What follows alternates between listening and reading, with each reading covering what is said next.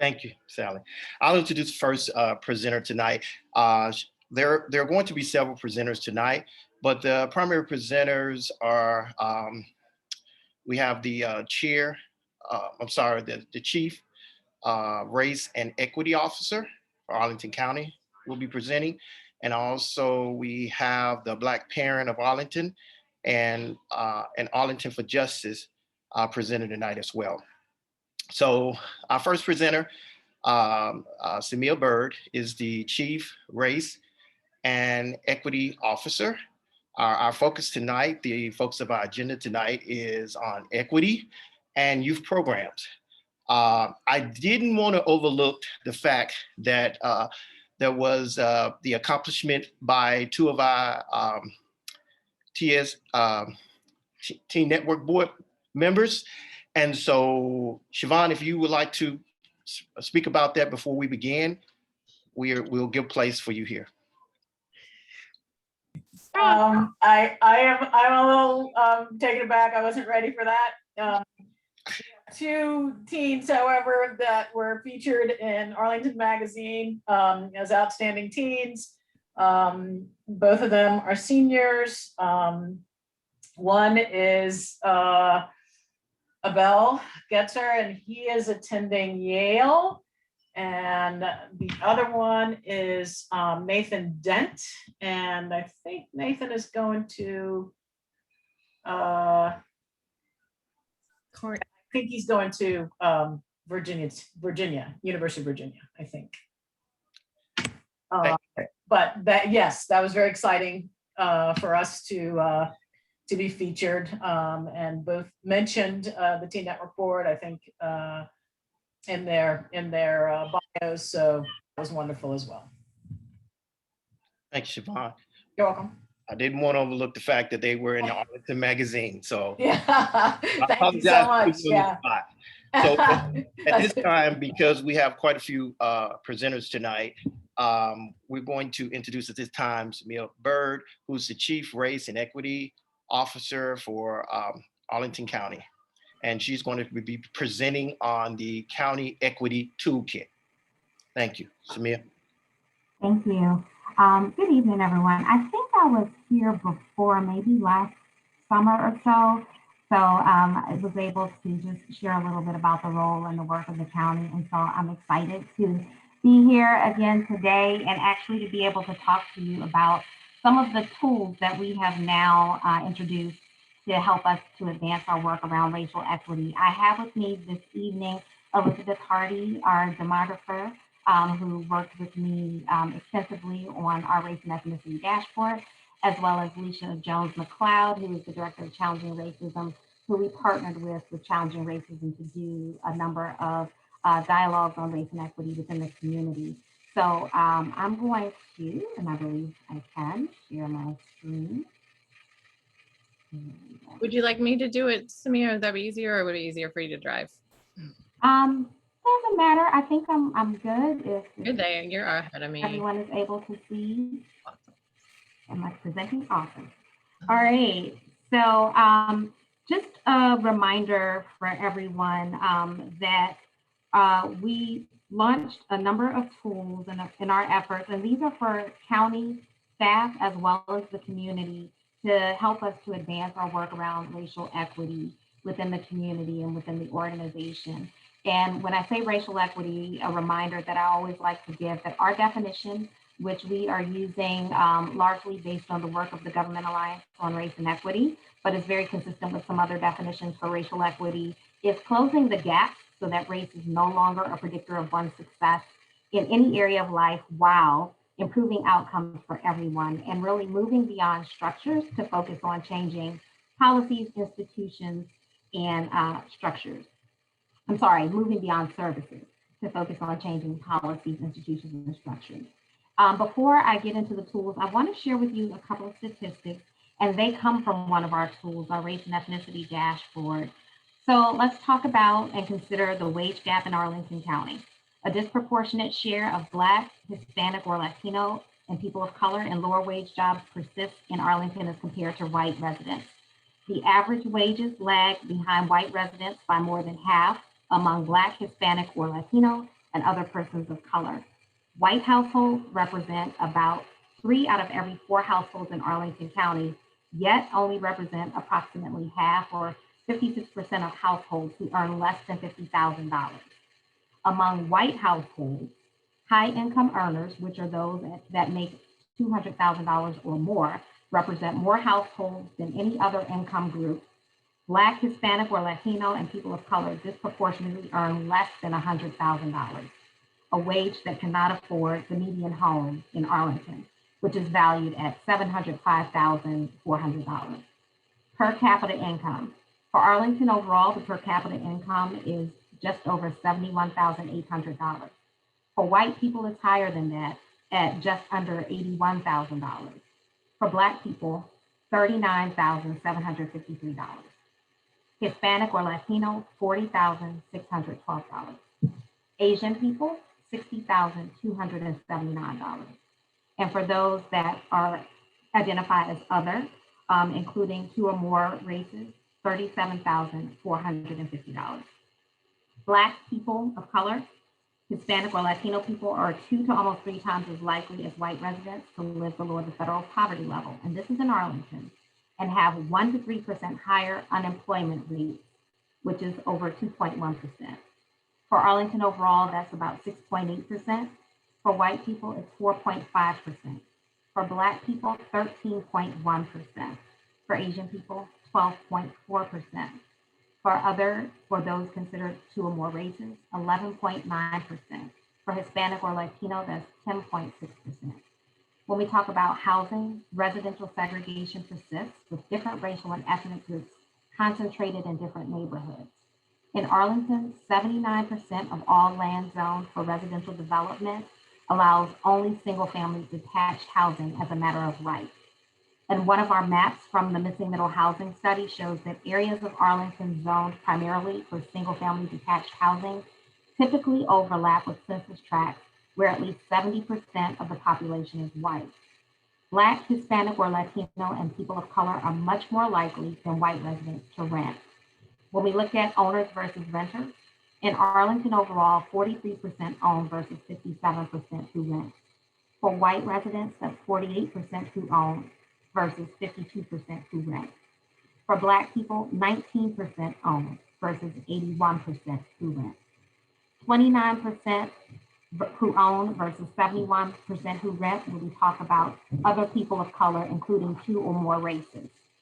Hispanic or Latino people, 31% own versus 69% who rent. And Asian people, 35% own versus 65% who rent. Renters are more likely to live in multifamily as opposed to single family homes, and thus Black, Hispanic, or Latino people of color are disproportionately concentrated in development corridors and other neighborhoods with a higher proportion of this housing type. And when we talk about educational attainment, when we look at the rates by race and ethnicity, Black, Hispanic, or Latino and other persons of color are nearly half as likely to graduate with a bachelor's degree than white residents. When we look at Arlington overall, that's 75%. For white residents, 82%. Black residents, 47%. Asian residents, 78%. Those other who are considered other people of color or 2 or more races, 43%. And Hispanic or Latino, 43%. These disparities persist race by race among each of 22 indicators that we report on in our race and ethnicity demographic dashboard. And so what are we doing and what is our focus? Just a reminder for you, our vision and our mission and goals, which is the framework for what we're doing, realizing Arlington's commitment to equity, the acronym of RACE. Again, you see the vision here that we would like and we anticipate seeing Arlington as a place where all are valued, educated, healthy, and safe, and regardless of race. And our mission, advancing racial equity, regardless of whether you're an employee, a resident, or a business, as a countywide priority so that we can eliminate, reduce, and prevent these disparities in our policies, procedures, practices, engagement, and interaction with the community.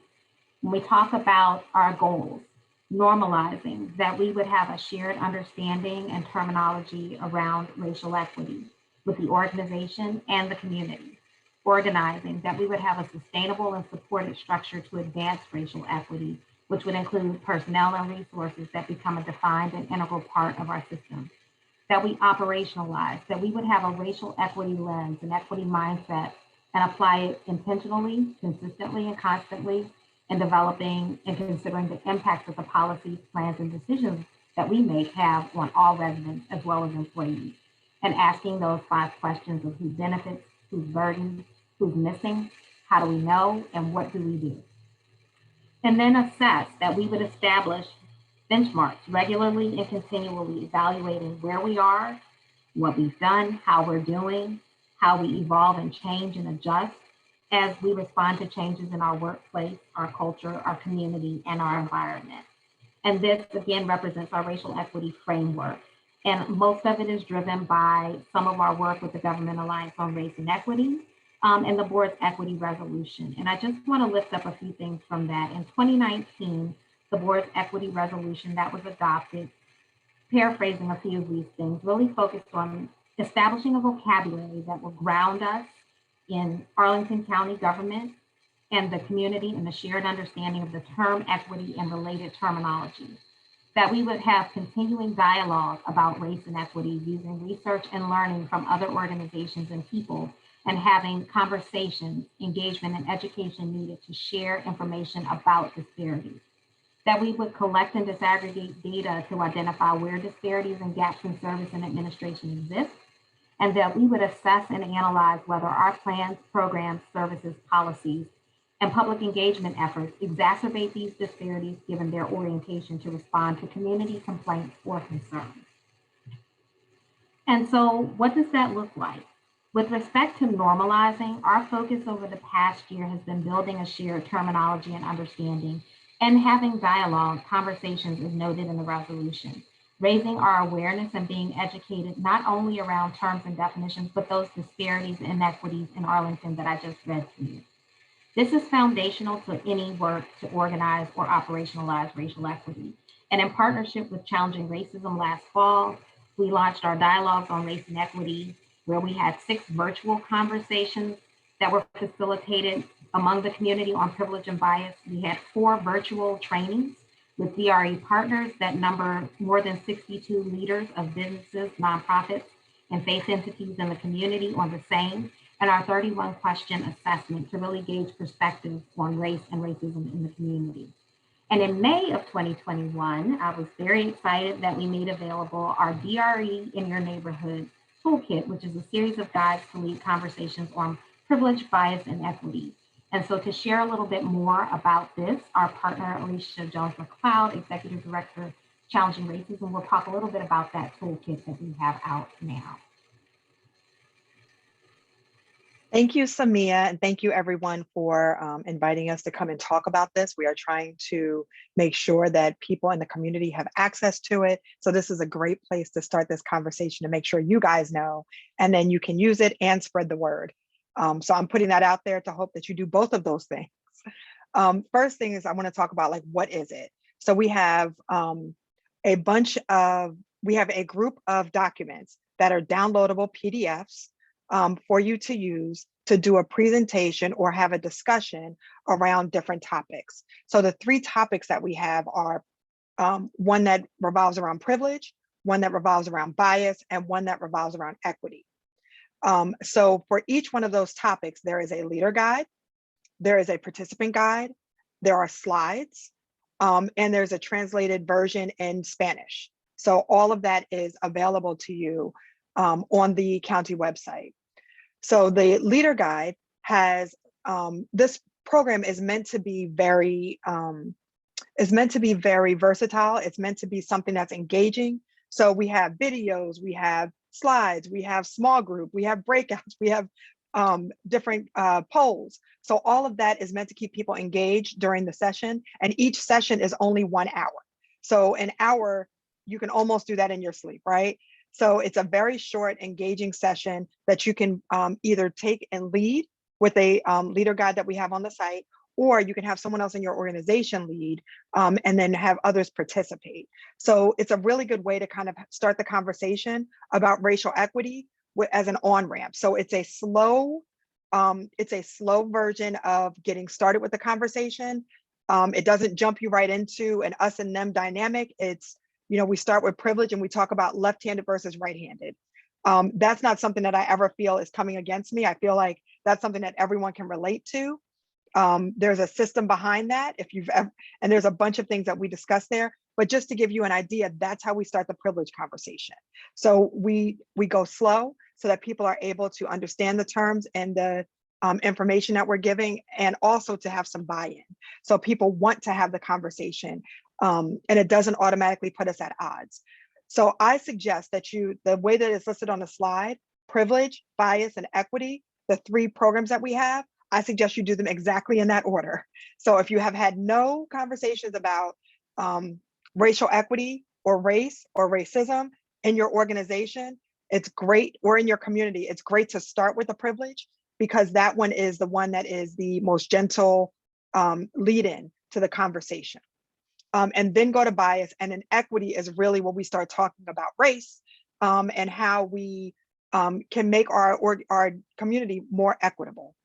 Like I said, we have guides for leaders and participants, and it's really about the larger concepts, though the program is focused on Arlington. So we talk about Arlington housing, for instance, but the privilege, bias, and equity are universal concepts. So you're going to have the same conversation and terminology in other areas, though this conversation is focused in Arlington. And I also want to say that, yes, we want people to learn how to disrupt systemic racism. The purpose of this is for people that we know are really on the right side of this conversation to lead these conversations going widely into the community. So we don't want you to keep this to yourself. We want you to share it. We want you to discuss it. We want you to use these. They're customizable. You can add things, or if you only have a shorter period of time, take things out that you might not be able to get to, but we want you to use them. We want them, they're a tool for you to be able to engage your community, your organization, even your family around conversations about privilege, bias, and equity.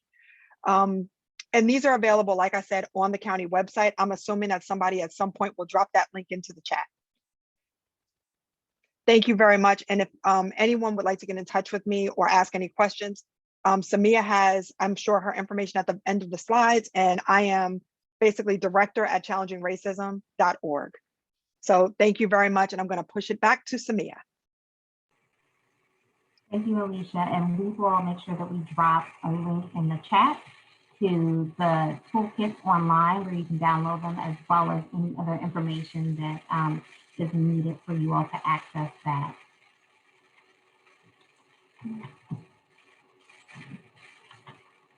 So when we talk about operationalizing racial equity, we really want to understand who we are and where we are as a county, right? So when I first started in the role about a year ago, now, this is hard to believe, I wanted to better understand who we are as a county when we talk about racial equity and race, and the nature and extent of the disparities. And I thought it would really be great to have something that documents the state of communities of color, and in asking for data to understand the state of Black and Brown people, what does our community look like, current and existing disparities, when considering indicators of success based on race and ethnicity? What does the data say in shaping the narrative that we use to form these conversations we're having, that we need to have about race, that we need to have about racial equity, and how we start to normalize the conversation? What is our starting point to understand where and how we need to focus our efforts, and also to determine the benchmarks and getting to a place where we can start to measure outcomes? Establishing that baseline when we consider the status of people based on race, and how we can use the information to inform our thinking, our decisions, and strategies moving forward. Well, this ended up being what we are now going to present to you as our race and ethnicity dashboard. It really does provide, I think, a basis for normalizing and operationalizing racial equity, being mindful from a behavioral and cognitive sense, but then also starting to be strategic from the perspective of making policy decisions, resource decisions, et cetera, and asking the questions of our lens, which we show here: who benefits, who's burdened, who's missing, how do we know? And again, start to strategically think about, and what do we do? Before I launch it into the dashboard and turn it over to Elizabeth, I want to just make sure, again, thinking in terms and definitions that we're grounded all from the same place. And so I want to share a definition with you from the Gemini group and how they define an equity lens. And they define it as a critical thinking exercise to help cultivate and maintain an equity mindset. And it's an umbrella under which a racial equity tool, such as this dashboard, is devised and used. And it means to think about operationalizing equity.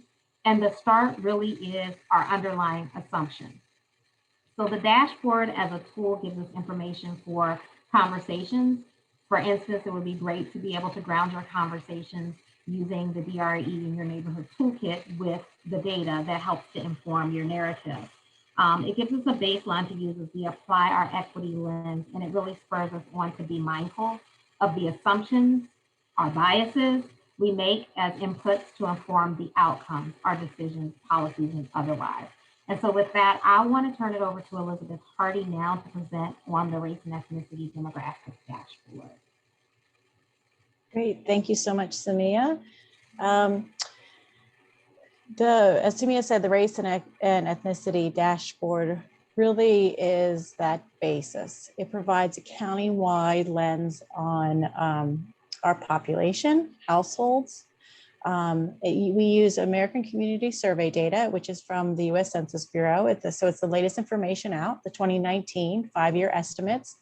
This data is updated annually. And so we hope to have this dashboard updated annually in the December-January timeframe. And like Samia said, there's 22 different data categories.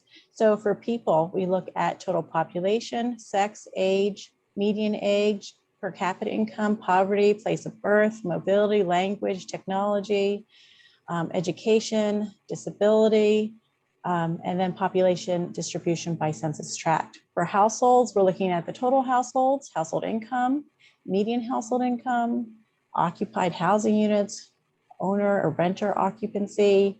And then we look at a little bit of employment, the labor force participation rate, unemployment rate, and means of travel to work. And that is all broken down by each of the race categories. So next slide. The dashboard also has some companion documents that I will walk through. So we have the dashboard, and then we have a narrative which is called Introducing Arlington's Race and Ethnicity Dashboard, which Samia pulled some of those great stats out at the beginning of this presentation, and you can take a little more of that narrative look at the data that's in the dashboard. We also have tables that can be downloaded and all the data that can be downloaded in case you like to work with numbers and Excel spreadsheets. We have all that available for you to take an even deeper dive as well. So next slide, which I think it is the dashboard. So I'm going to see if I can share my screen and take you all directly to the web page where you can find the dashboard. And should I stop sharing now? Yes, let's try this.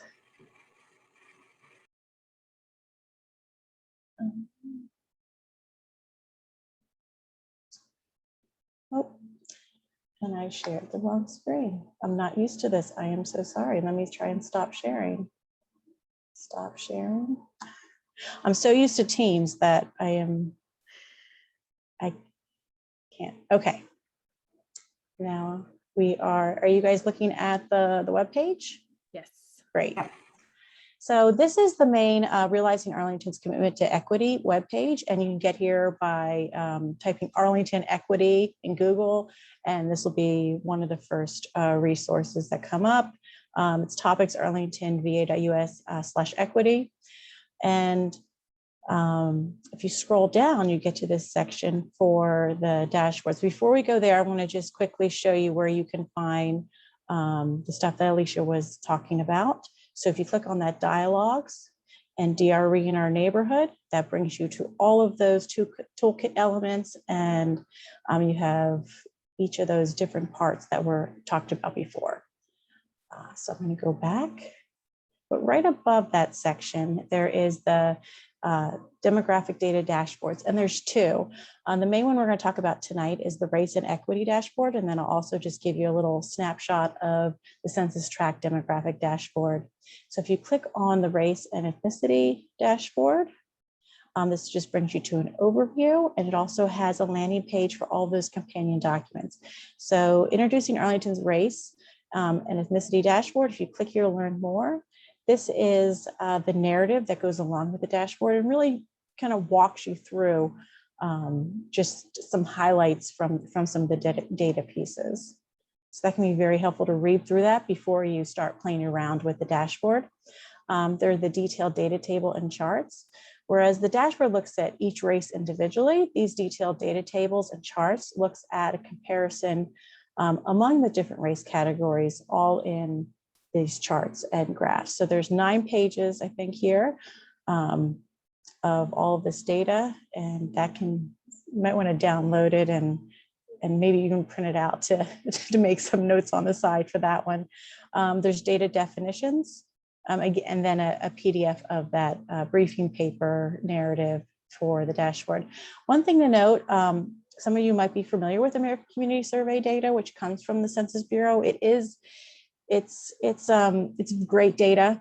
We have a lot of different characteristics that we get from this data and information, but it's not like the decennial census. So the American Community Survey actually only comes to a sample of the population, and it samples about, I think it's about 6% of Arlington's population. So there are margins of error and reliability issues with this information. And that's one of the reasons why we had to group some of the racial categories together.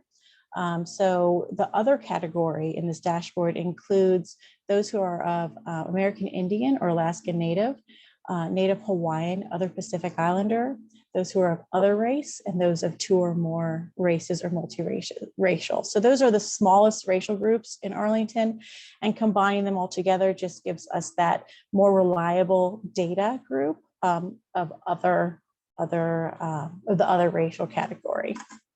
So I am going to now open up the dashboard and demonstrate this. And it works best in either Microsoft Edge or Chrome for your browsers. We'll load here. So I'm not going to walk through all of those characteristics that I already read on the slide. You can see the left side is really geared to the population side. It's being very slow right now. Let me see if I can there it comes. And then the right side is more geared towards the households and labor force down here on the right side below. But this is the first one is Arlington County overall. I'm going to put this drop down here, and you can see there's the different racial categories. We have white, Black, African American, Asian, other races, and those of Hispanic or Latino origin. So those of Hispanic or Latino origin can be of any race here. And that's where we broke it out separately. So we make sure that there's no double counting or any confusion that way. So I'm just going to start by clicking. You'll see some changes here. We'll start with the white population. It's fairly close, similar to Arlington as a whole, just because it makes up 71, 72% of Arlington's population. You can see the distribution map here of where this population is. And you can see there's more, the darker areas are on the more in northern Arlington. If you hover over there, you can see how many persons are within each of those census tracts. We can see the age curve, all the stats down here. 81, 82% of the white population has a bachelor's degree or higher, like Samia said. So really we'll start to see the differences as we go through here. So if we go to the Black and African or African American population, you'll start to see things really start to change. We see household income. It's just a downward kind of trend here with the most amount of households making under $50,000 a year. We have renter occupied housing is the majority of people live in renter occupied housing. Bachelor's degree or higher, 47.2%. So Samia went through a lot of these stats. I'm not going to repeat that, but I do want you guys just to see just the overall difference in this dashboard and how it will update, give you a snapshot of that population. This is the Asian population. This one is the other races. And then we can, then Hispanic or Latino origin of any race. You'll start to see, you see the differences pop up there as well. We have some click here for more information. So if you need definitions or more information about each of the variables, you can click here and a PDF will open up. But that is the demographics by race and ethnicity dashboard. And like I said, we'll update this every year, but we would like to know, how you guys are using it. If you are using it, feel free to provide us feedback at any point. If you have any questions about it, if there's any data pieces that you think would really be interesting to look at going forward, we would love to hear feedback from you all. So this is the countywide view. If you would like to get more of a look at like the neighborhood level, we have another dashboard published for that, and that is the Census Tract Demographic Dashboard. And that's the second link here, going back to the home page. And this provides a more of an in-depth look going down at the sub-county level. The next geographic level below the county level is the census tract. And that allows us to go down to areas. There's about 59 census tracts in Arlington. Unfortunately, they don't follow civic association boundaries. So it can be a little frustrating sometimes, but let me open this up here. Again, this is 2019 American Community Survey data. And what this does, there's instructions here on the left. It will walk you through how to find the data information. And while race is part of this dashboard, there are other categories that are also really interesting in understanding that sub-county level.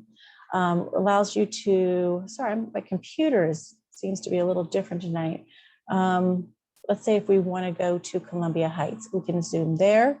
There's Columbia Heights, hit the select tool, select that census tract. So even though it doesn't follow those civic association, we can still get an idea of the population in that area.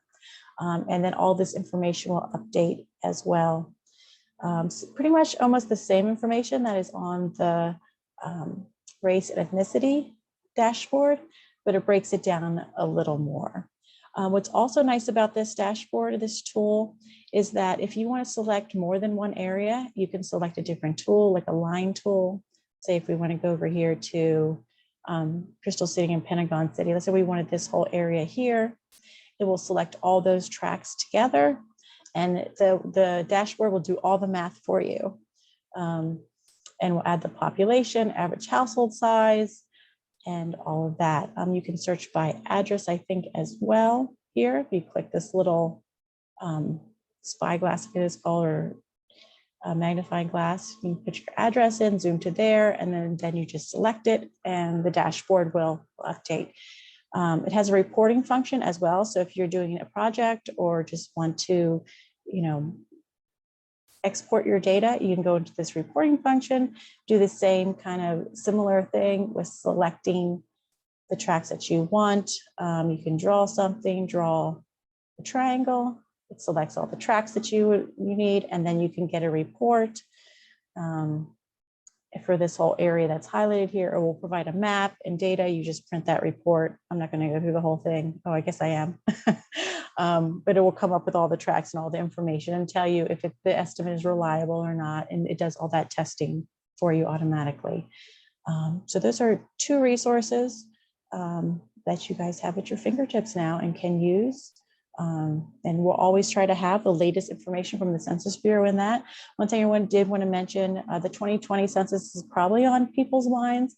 That data has not been released yet at the sub-county level, I guess sub-state level yet. So we're hoping by the end of September to have some data back from the 2020 census. And then we were going to review that in depth, and then we'll be able to hopefully make another dashboard that can really look at things at the civic association level in addition to census geographies. So that is a soon to come, hopefully by the end of the year, another resource that you'll probably have based on the 2020 census. So I'm going to stop sharing.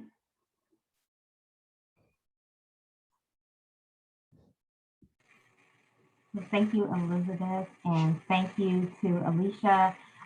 Again, just to reiterate, these are tools that you all can access and use now, and it really would be helpful if you start to use them and let us know, give us feedback on how you've been using them, how they're working. As Elizabeth mentioned with the dashboards, you know, being able to look at different indicators and metrics as you all think would be helpful to you in your work would be great to know as we can continue to look at the data and see other areas where we might be able to add to our dashboards to start to benchmark and measure and see some things and understand the disparities. But then also letting us know ways we can continue to improve on it as well, and how you're using them in the conversations. I think it's really important for us to be able to name and frame and do all of that when we have these conversations. And I think having the data helps us to do that. So with that, I think we are finished with our presentation. And if you all have any questions, I'm happy to hear from you all on this. Thank you. We had one question from the chat, and I bet a lot of people are sharing it. Will there be trend data so that we can see changes across time? I guess that's for Elizabeth. Yeah, so definitely we are working towards having that trend data available with the American Community Survey. It's rather a new tool, this survey instrument. It's been around, I think, since 2005. But as the 5-year surveys go, this is just a long explanation for, you shouldn't overlap years in comparing the 5-year surveys. So the first one that we should compare it to would be that 2014 survey. And I tried to update the dashboard for 2014, going back, and there were some elements that were not captured by the Census Bureau in 2014 that we are capturing now. So that's just to say that, yes, we would love to have a trends view going forward. It's just going to take us a little more time to understand which elements will be important to monitor and to keep, building on and making sure that we can capture in the future. So if you have ideas or things that you use, and let us know that you want to see those trends with over time, because then we'll make sure that those reports include that information. Okay, and I have a quick question for Samia. You brought so much amazing, interesting data, especially as an Arlington native. I get super interested and excited because I can just see what I see over time. But are those numbers from the okay, are they all from the dashboard and you were pulling it using that, or are those previous numbers? I was just wondering. Those are actually from the dashboard. Okay, excellent. So one of the things that we really wanted to do is not just to have the data, but the narrative that goes with it to help inform. Again, for me, it was helpful because data, being able to understand how it relates and the narrative that goes with it was important for me to know. And so having someone that was able to kind of help us look at the data and develop that report that summarizes some of those big areas of focus for us was really helpful. And we actually hope to be able to do more reports like that as we continue to work with the data to start to pull information out and do a series of reports that are brief, but that give you that overview and that snapshot of how we're doing when we talk about race and ethnicity and what those disparities are. So all of that data came directly from the dashboard. And we use that to develop that brief paper that outlines those disparities. Excellent. All right. Any other? It was a lot, and I bet people are processing, but any other questions we can think of now? And of course, these wonderful people are available to us because we have through Samia this new-ish office. I know, I can't believe it's been a year. That's incredible. What happened to this year? But yeah, we'll be going forward and working together with you more and more, I hope, with DHS. Any other burning questions? I did ESRI ArcGRS stuff like 15 or 16 years ago, Elizabeth. So it's super fast to me. When I see you click on it, it comes out. I'm like, oh my gosh, it's like version 10.0 or whatever. It's great. I love that stuff.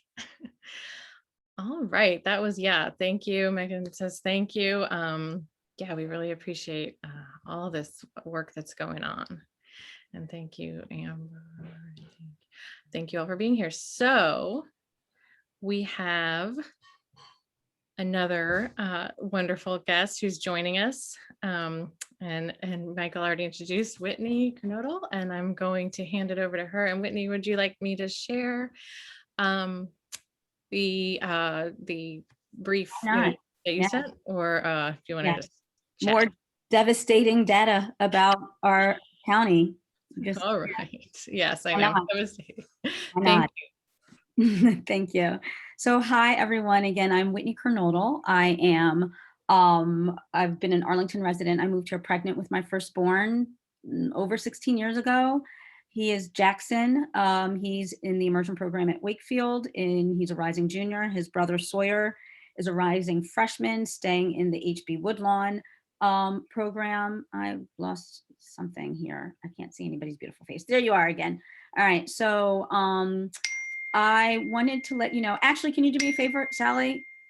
Could you take it off for a little bit so I can talk a I'm little sorry. bit about, yeah, I should have thought about that. But I wanted to tell you before we get into the devastating data, I wanted to share with you guys a little bit about Black Parents of Arlington. I know some of you know, but just about what we are. So Black Parents of Arlington, the origin is from 2017.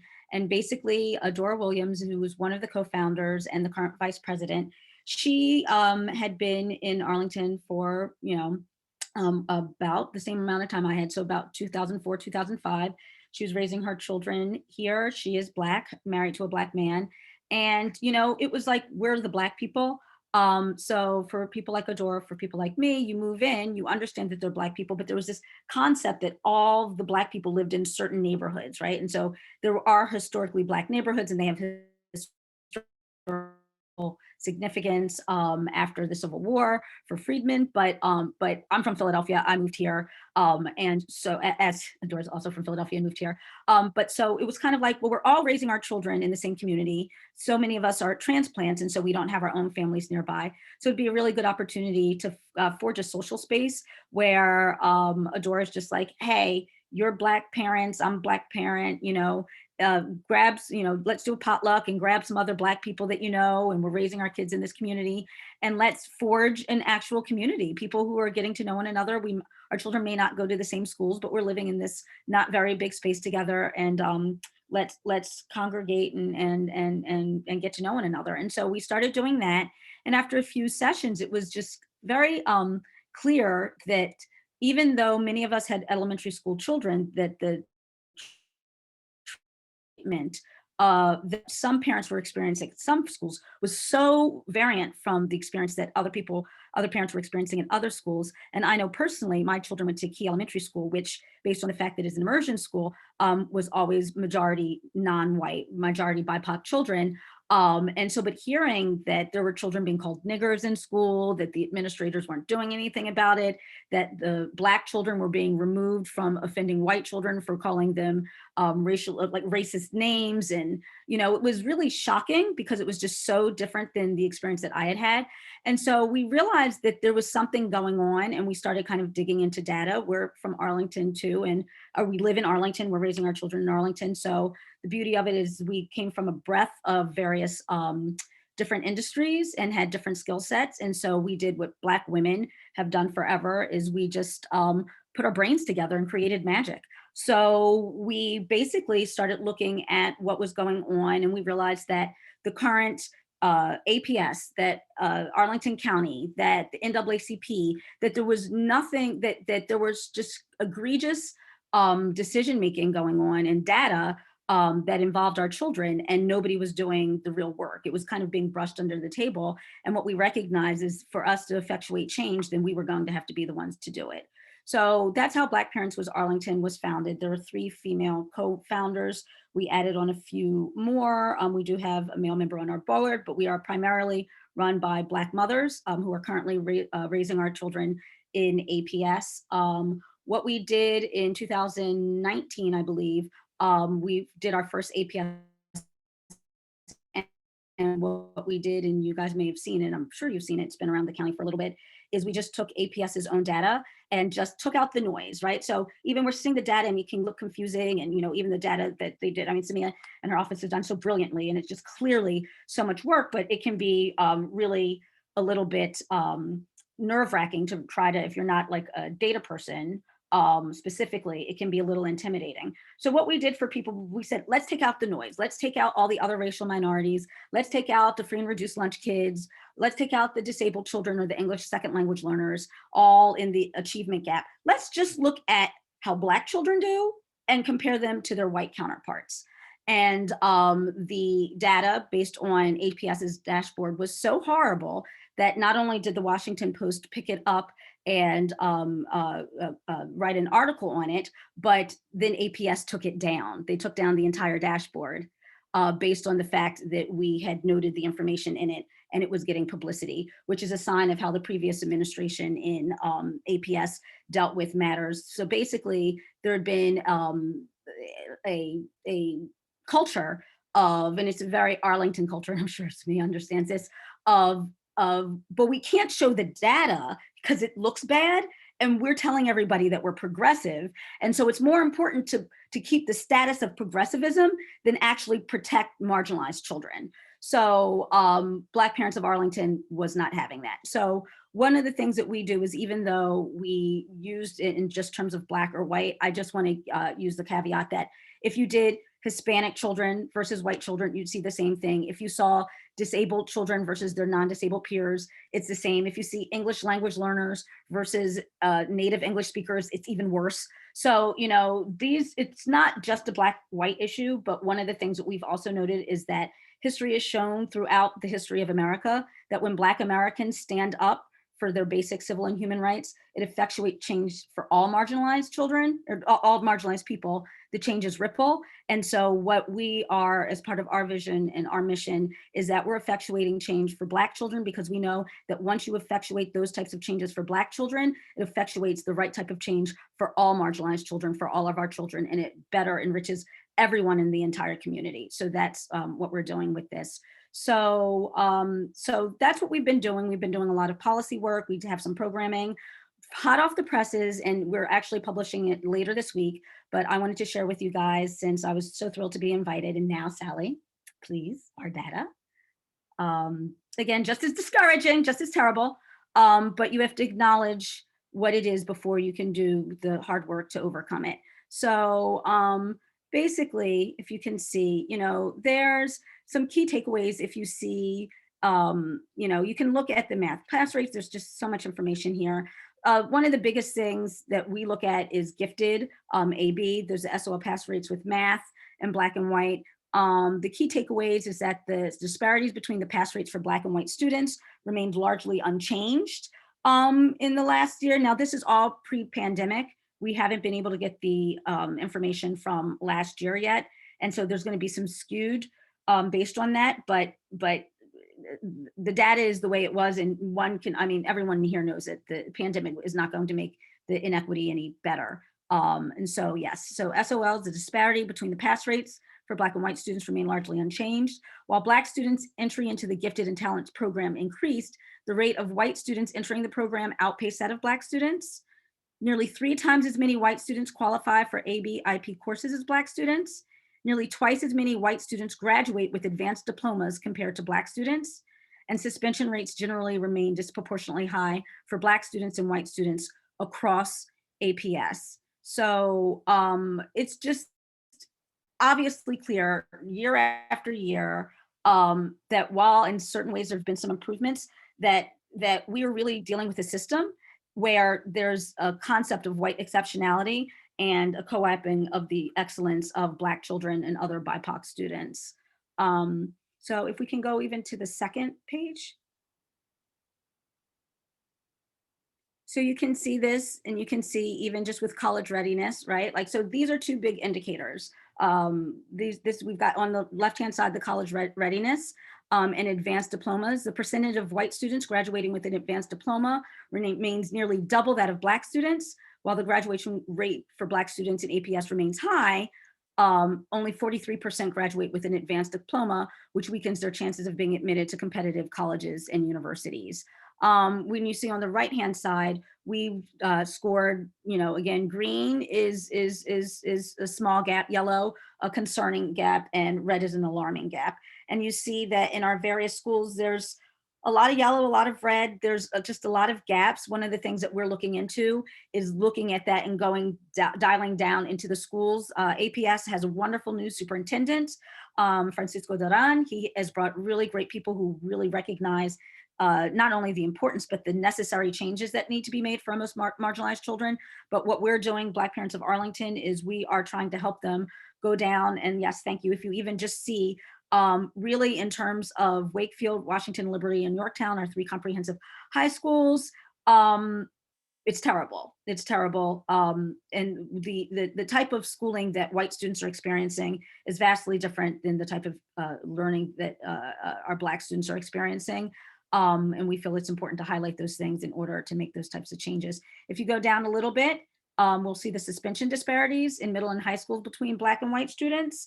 And again, we see something that I find very interesting is if you look at the 3 comprehensive high schools, for instance, when you look at Yorktown, Yorktown is 6% Black, and yet Black students made up 31% of the suspensions, whereby 65% of the schools white, and white children are only representing 25% of the students. It's not much better in Wakefield. Wakefield is our only comprehensive high school that is majority BIPOC children, and yet still 20% of the school is Black, whereas almost 50% of the suspensions are Black children at 49, 22% of the school is white, and only 12% of the suspensions are white.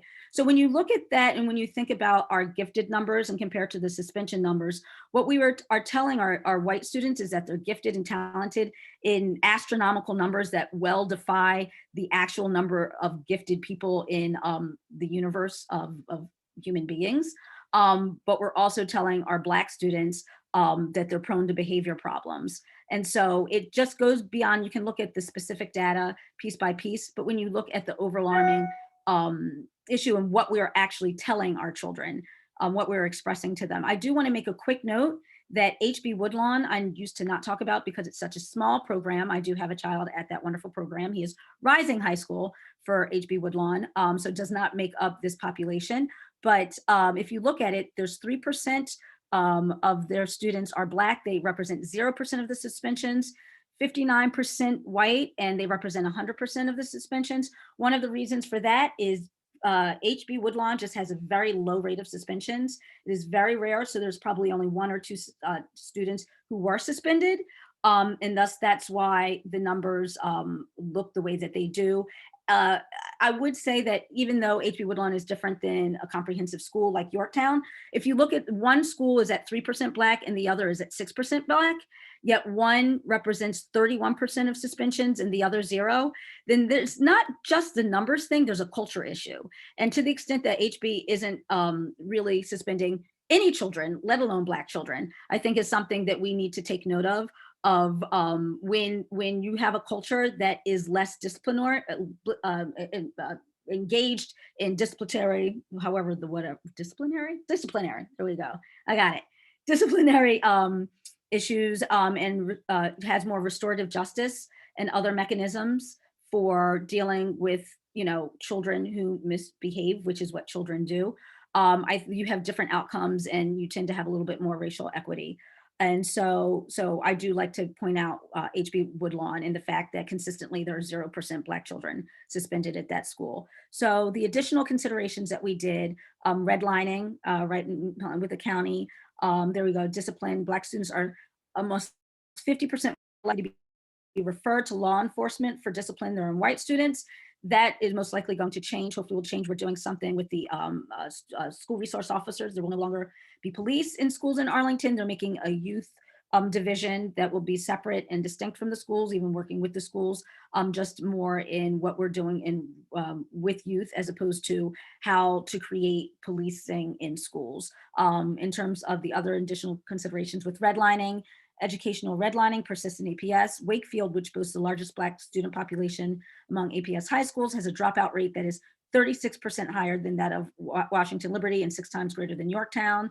And then literacy, which I'll get to a little bit later, Black students' SOL reading pass rates have declined nearly 20% since APS adopted balanced literacy programs. APS is working on those types of things as well. So we're really looking forward to seeing these, this data looking a lot more comfortable and a lot less egregious in the next few years. But again, what we have to do is see where we are, where we're coming from, recognize the fact that it's white supremacy that got us here, and the dismantling of that will get us to where we need to be. So, all right, I think that's enough terrible data that's depressing and horrible and enraging. Yeah, so thank you for that. So, so that's our new APS in Black that's going to be coming out in the next week. And so what does this mean for us? What have we been doing? Obviously, we've been abreast at policy work. We're working not only within APS, we're working with the police, we're working with DHS, we're working with the county in general, and able to better just create a more holistic climate for Black children. We're really doing a lot of the policy work in terms of programming. Some of the things that we're coming up with is literacy. As I said, you know, pre-K to 3rd grade literacy is a big deal in general. If a child hasn't learned to read by 3rd grade, then they can't read to learn for the rest of their academic education. And so we're really recognizing the gaps in the early literacy age. And so we're pushing, and making sure that we can get children reading by 3rd grade so that they can access the academic rigor to the extent that the rest of their peers throughout the county can, regardless of their racial identity. We are also, you know, in terms of our strengths, you know, we are founded and run by a group of Black women. So that's our strength. That's our strength. That's why we've been able to create space and push in ways that other groups have failed to do so, because all we are is Black women who understand that there's not one white woman alive who loves their children anywhere more than we love ours. So we fight for our children and other marginalized children like Black women have always fought for our children. And so that's great. In terms of our weakness, you know, we recognize that our leadership doesn't represent the majority of Black families. We also have a problem in, you know, it's what Samia said, you know, it's who benefits, who's burdened, but who's missing. And we recognize that I may have a brown face. And so it's great that I'm at the table, but the resources and the privileges that I bring, while I can use my voice to fight for others who look like me, I'm still not exactly the right voice at the table. And so trying to create the opportunity and figure out where those missing voices are and making sure that the absolute most vulnerable is at the table and heard. And so, I mean, that's pretty much where we are, what we're doing right now. We've opened up to allies. We've got a lot of allies working for us now. We recognize that in reality, since the change comes from white people, we need, so we have a group of very dedicated white mothers, particularly, who are working with us to effectuate change, because they, you know, it's the same, you know, we're mothers and we all want the same type of community for all of our children. And if the most vulnerable are suffering, then the community is suffering in general. And so we're working together on that. But that's pretty much it for today. If you have any questions for me, we can pop any of my information in the chat as well. But thank you for having me. I really appreciate it. Okay. Yes, thank you for depressing us all. That is something that needs to be done. We need the real world view. So Whitney, that was great. Siobhan had to run to another meeting, but she said you should let your kiddos know to apply to TMB. TMB is making a lot of efforts and peer support and working hard to create an Arlington where kids already done. I'd already written it down. I'm gonna say, yeah, I can send you the link too. In Arlington, where the youth help each other, you know, get to the place we want to be, and that place that I think, as an Arlingtonian, I want us to be, and we all want us to be. So thank you. I wanted to point out, Linda Henderson reminded us that in the Partnerships 2019 Community Report, which highlighted disparities among different ethnicities and among Arlington youth. And I actually was reviewing that community report today because, it's just fun. And the dropout rates for everyone were going down. In general, dropout rates from our 2013, I think, report to the 2019, which are obviously referencing a year prior data. They were going down, and then, things have started ticking back up. And what are the root causes of that? What are the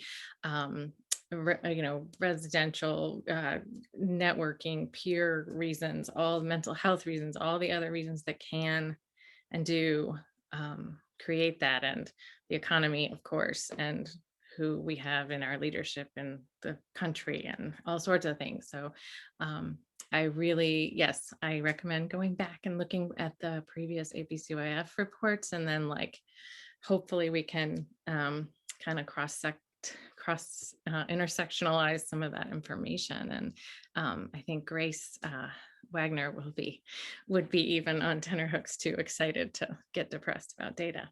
So thank you, Linda. And then John has posted a little question. Oh, sorry, I'm going to unpin you, Whitney. I apologize.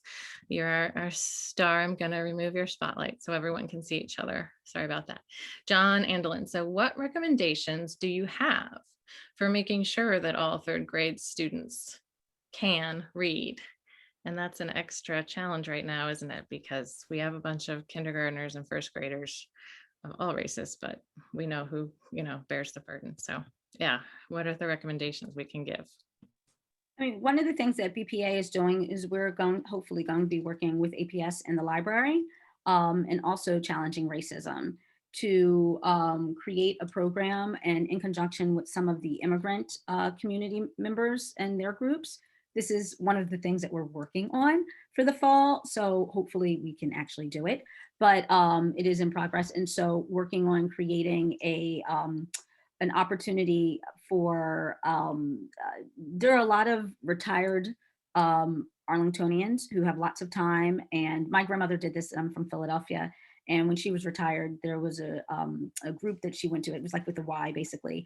And there were just marginalized children, and she just went and read to them. And so she forged a really wonderful relationship with a boy. He was actually HIV positive. And he had his little catheter, and he just walked around and all these things. But it was the cutest thing, seeing my grandmother and this little boy, and she would take him to our house for lunch. And so they were really able to form a relationship. So I've had that in my thought, but basically making sure if challenging racism is facilitating training for some of our residents to make sure that they're equipped to be able to be put in front of our children and not traumatize them further. Hope you can be well-meaning and still just as racist.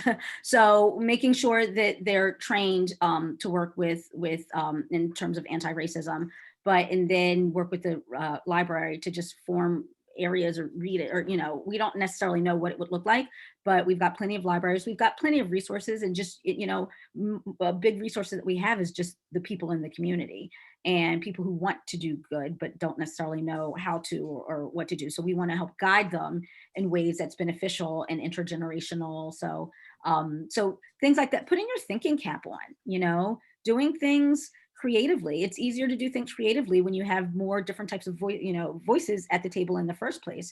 So that's why it always kind of goes back to that, but just not doing things in a mainstream way that worked. A lot of times in Arlington, we have so many transplants, and people are like, well, when I went to school in Iowa or Nebraska or Florida, we did this, and this is the way my child should learn. And we have to push back against that.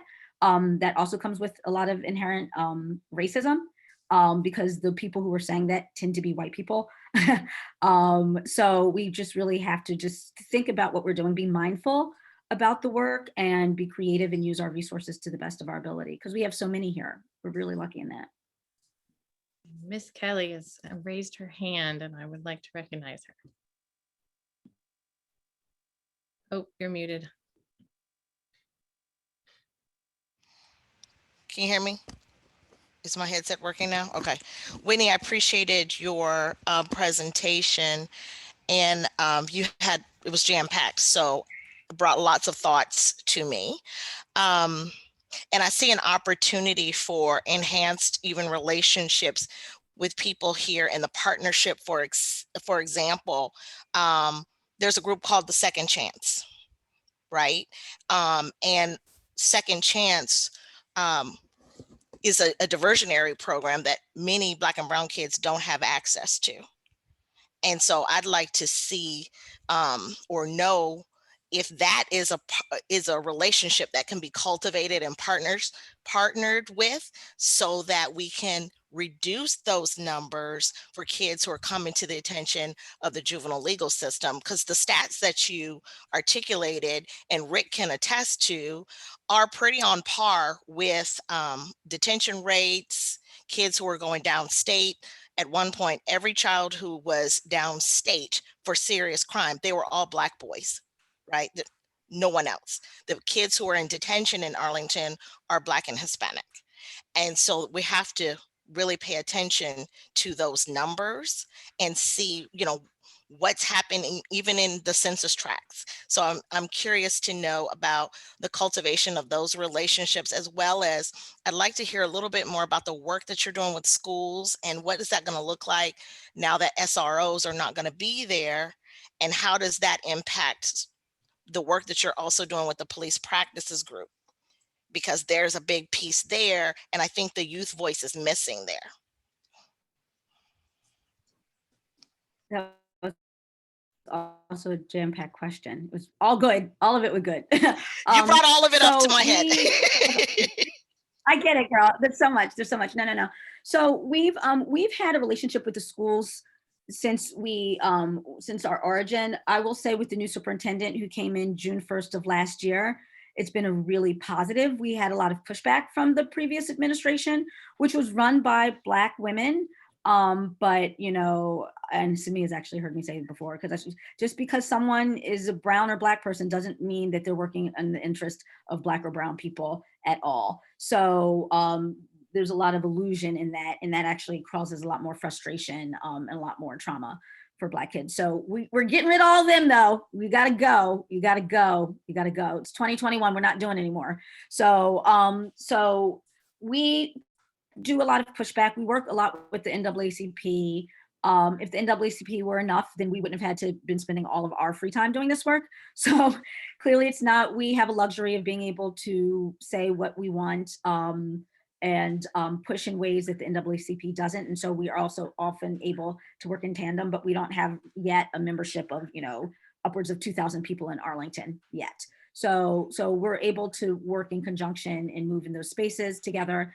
And the two groups have really done a lot. Arlington for Justice is the other group that I co-founded, and I haven't talked a lot about that, but that's really the general mission of Arlington for Justice is anti-Black racism efforts, particularly in policing, law enforcement, and the criminal legal system, but broadly in terms of any aspect of life that affects Black and other marginalized people.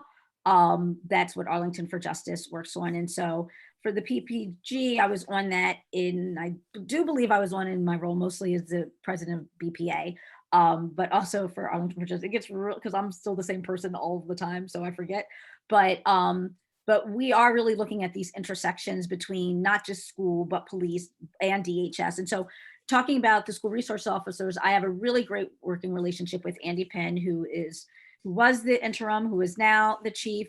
One of the best things about Andy being picked is because we already have that relationship.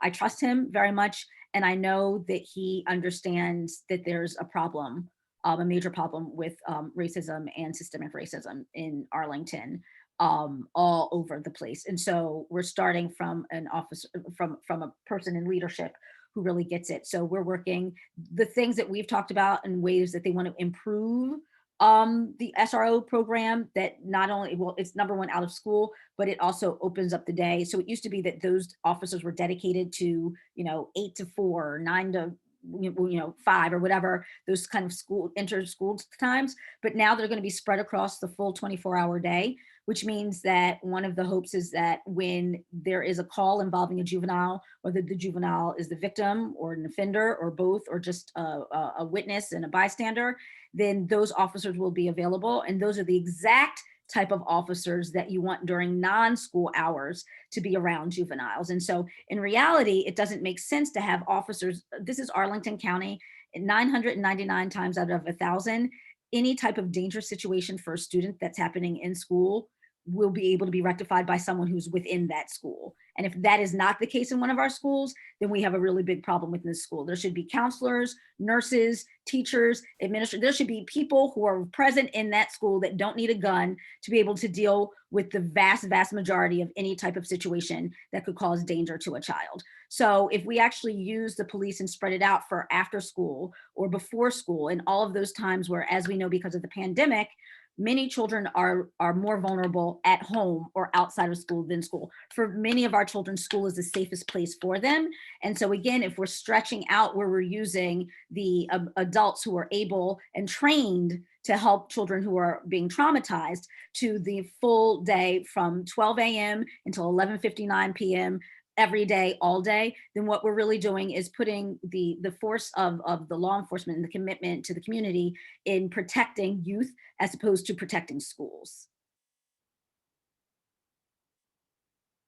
So I don't know whether I answered all of it, but we are trying to work. What BPA is really trying to do is work and fill in a lot of those gaps and just make sure primarily that people know that we're here, and we will do our very best to get you fired or retired if you're standing in the way of effective change for marginalized children. We'll be in touch. Love it. I think that was a very dense answer to a very, very meaty question. And I've been reading a lot about the PPG, so that's the police practice group, and I appreciate your insight into that and into Chief Penn, because for some of us in the county, we were like, oh, okay, we've talked a lot about change, and now we've got somebody who's kind of a legacy. Okay, what does that mean? But I appreciate that you are putting your trust in that, in him, and we appreciate that a lot. Anyone else? I think John has a question. Oh, sorry, hand up, John. Apologize. Yeah, well, thanks, Whitney. I appreciate your answer. I wanted to respond to Tabitha. I just looked at the data for Second Chance for the 2018-19 school year, and there were 24 whites, 38 Hispanic, 11 African American, and then smaller numbers of Asian, other, and other. It's open to anyone whose parents are residents of Arlington. It is a restorative justice program by intent, originally for kids with who are caught with something like alcohol or marijuana. And that's changing, of course, as of tomorrow, what the laws are for the county, or the state. So we'll find out how that changes the number there. It's also open to parent referrals. So a parent that wants their kid to take the program can do so.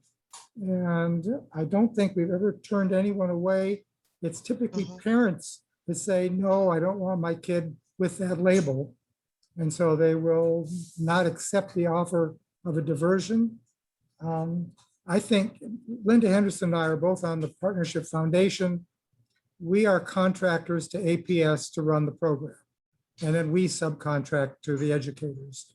So I'd be delighted to talk to anyone that wants to follow up on this. Linda and I, or our board, or we're small, we're all volunteer, and we think it's a good program. We'd love to talk to people about it. So I just want to to add to what Tabitha said, and that is anyone is eligible. And as far as I know, we've not turned anyone away unless they've been through it before. It's a one-time program for most kids. And even though cannabis is being legalized, it's not legalized for youth. So we have to remember that. Yeah, that's up to those who refer the kids to us. And different school, I mean, Whitney showed some difference in schools. There are huge differences in which schools refer kids to Second Chance and which ones don't. So right, and so that's sort of what my issue is. Yeah, because there are kids that could be referred in love it. higher numbers that are We love it. absolutely not getting access to the program. A typical year in the past, we've had 100, 120 kids. We can handle 200 rather easily. And so there's, in a sense, there's space. And if anybody wants to find more kids that can use those services, we're delighted to provide them. Can I just also add to that is that Wakefield, if you're looking at your stats, is not the high school with the most number of referrals. You know, I think it's usually it's Yorktown. We have data that we would be very happy to share. It's public information. It doesn't identify the kids, but it shows you breakdown by schools, by what they're referred for, and what ethnicity, grade, age of first use, some items like that. So it's something that we're certainly willing and happy to share with anybody else. Okay, Jamie, I see your hand.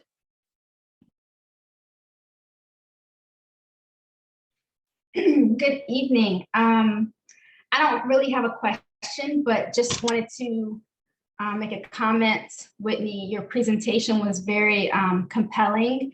And I think, but I do really appreciate the highlighting of the disproportionality and disparities and inequities that are built into our system.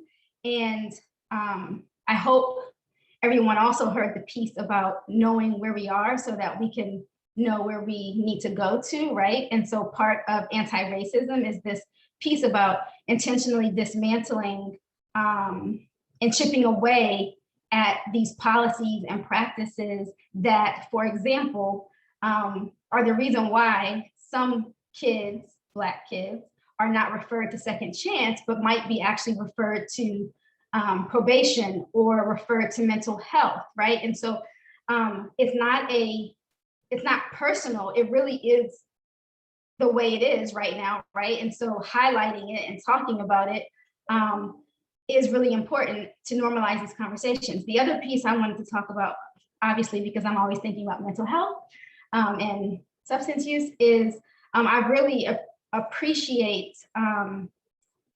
what I heard about with this emphasis on community care, because that community care model really is how people, you know, BIPOC, Black individuals, our community is used to being cared from. And so kind of utilizing these informal ways that we've always been accustomed to, like the grandmother, who my grandmother also did the same thing, who reads, kind of getting our kids accustomed to seeing folks doing the things that we want them to do. And when they're not doing it, if we have a third grader who's not reading, paying as much attention to that Black third grader that is struggling as we would any other third grader, because we have those expectations for them to access the curriculum, right? So, and when we do that, we are holistically wrapping around our kids and subsequently helping them to be more emotionally healthy. So not a question, but that was just what came up for me from your presentation. So I really appreciate that. And like my boss, Tabitha said, we will be following up to see how we can further this conversation. That's wonderful and exciting. Thank you. Thank you so much. Yeah, I mean, we can use all the help, but I like you said, it is, didn't even think about it that way, but what I can tell you is the best place that we've ever gotten Black community members outside of those of us who are in leadership or those who are normally coming to these meetings and such, is we do a big like barbecue before school. And we weren't able to do one last year because of the pandemic, but we did 2 before. And we always get just a wealth of different community members that we had never seen before, because it's very communal. You know, that's like, you know, for my boys, when they were little, they didn't understand. They're like, but mommy, we're not Black, we're brown. I'm tan, he's brown. Like, you know, so I would say, yes, but Black is our culture. It's a color, just like an orange is both a color and a fruit. Black is a color and a culture, and our culture is Black. And so we eat things and we do things, and that's just part of who we are in our community. And so, yes, I do think that it's like, and I love the concept of having children see what we want them to be, and just that type of simple modeling. And if we just, again, in answer to the original question, if there's just seeing people about reading, and reading is just something that people are doing, there's going to be more interest and engagement in reading. Oftentimes, second-born children learn to read quicker than first-born do because they're watching their older sibling do it, and it's something that they want to do. So I like that as a concept. Thank you. Okay, I hope I'm not missing any other hands, but as my boss and my boss's boss said, that was just brought up a lot of really great things. And on behalf of, I can't speak for all of them, but the white moms of Arlington, we want to be there for you. And my daughter will never experience what your kids will, just as I can't, but her best friend since kindergarten is a boy who's African-American, and she keeps me honest all the time. When I make assumptions or do things wrong. He was reading when he was like 3, so he's like a genius. But I want to help, and I just thank you guys for all of your time. We are right at 7:30. I would I know we could talk all night about this, but I want to respect everyone's time and give you your evening back with your families and friends. So there will be a recording, share it. And with that, I think our next meeting will be the 4th Wednesday, which is consistently what it's been. It's not a holiday. And we will get the info out to you ASAP. So thank you guys all so much for coming. And I appreciate you and for bearing with me. I'm not a pro at this. So thank you. Thanks, guys. You can unmute and say good night. Good night. Thank you. Thanks, Sally. Thank you, Michael and Good Meg. meeting. Thank you. Good night, everyone. Good night. Hi, thank you for presenting tonight. Thanks.